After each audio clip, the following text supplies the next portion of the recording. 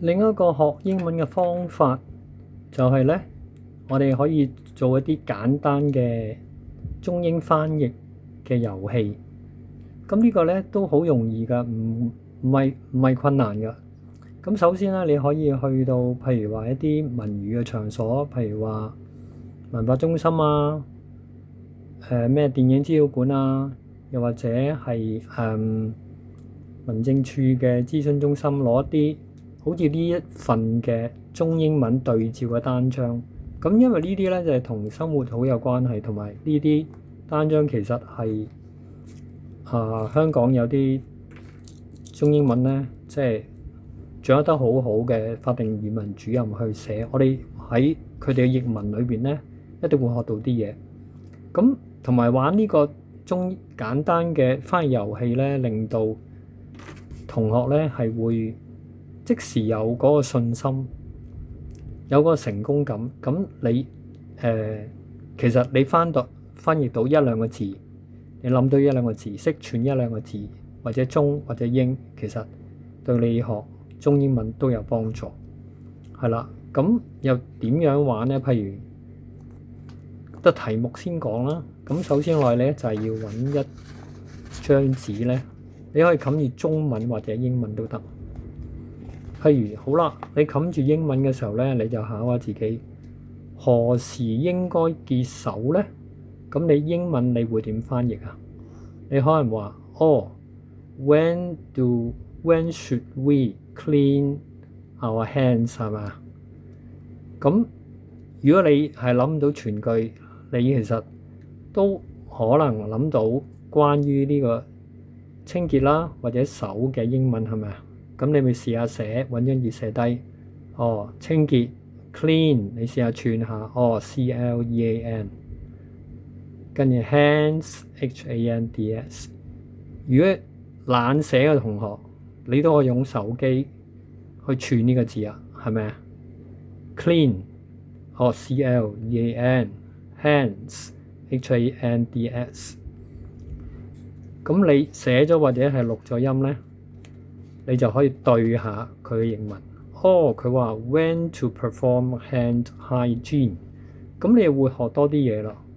佢唔係用個 wash 嘅喎，佢係用 perform 咩咧？就係 hand hygiene。你又知道 hygiene 呢個 noun 咧係同 clean 係有關嘅。咁當然何時可能你會識啦嚇呢個 when。咁有另一個例子啦，係啦。咁譬如呢一個咧，佢就話切勿與其他人共用手巾，係咪啊？咁或者你今次可以調轉嘅，調轉又點咧？你遮住頭先嗰個先，你遮住中文，好啦。你淨係睇呢句啊，呢句 Never share towels with others。咁 towels 毛巾可能你識啦，但係可能你話咩叫 share 啦咁你都試下用中文寫咯。永遠唔好咁樣，係咪同人遞條毛巾俾人咧？定乜嘢咧？係咪啊？不要送毛巾給他人咁樣。咁你寫咗，咁跟住你再對下個英文，對個英文。原來係切勿呢度嚇，切勿與其他人共用毛巾。咁你就知啦。share 原來係共用。咁你試下咧，就考下自己譯英文啦，或者係調轉譯中文。咁久而久之咧，你會學好多嘢，你都學埋裏邊嘅文法 grammar， 就好過你咧就下咧就係睇個 grammar 書。其實唔係即係好硬嘅嘢，唔係個個可以入到腦噶。咁我喺區域市政局嗰啲圖書館咧借到呢啲中英嘅一啲圖書，咁好少呢啲噶。咁一樣你可以去係啦，去做一啲簡單嘅翻譯遊戲咯。你做單字得㗎。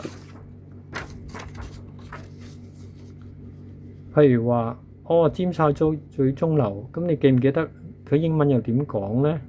鐘可能你話，係咪 watch 啊 clock 啊咁樣？尖沙咀 watch building 咁樣。好，你寫低或者錄低，跟住你對對。clock tower 你就知道，tower 可能係 building 嘅一種，係一個塔，係咪係鐘樓？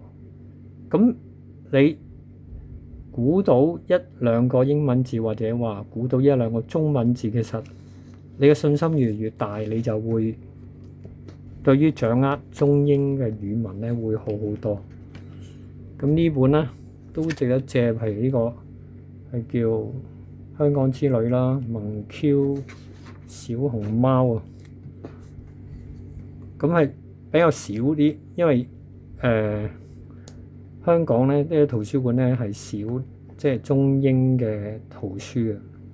其實你喺 YouTube 咧都可以自己抄一啲中英嘅世界名著啊，都可以做同類嘢。咁啊遮住啲中文字，又可以估下即係嗰個中文句子啦，調轉遮住嗰個中文字，你係即係遮住中文字又可以即係遮住英文字又可以估下嗰個英文句子啊，係點樣寫啊咁樣。咁即係你要多練習咯。咁接觸多啲呢啲係生活嘅英文。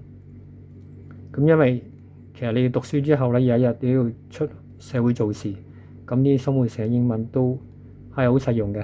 咁你預先接觸，你都會信心增加好多嘅。分享到呢度。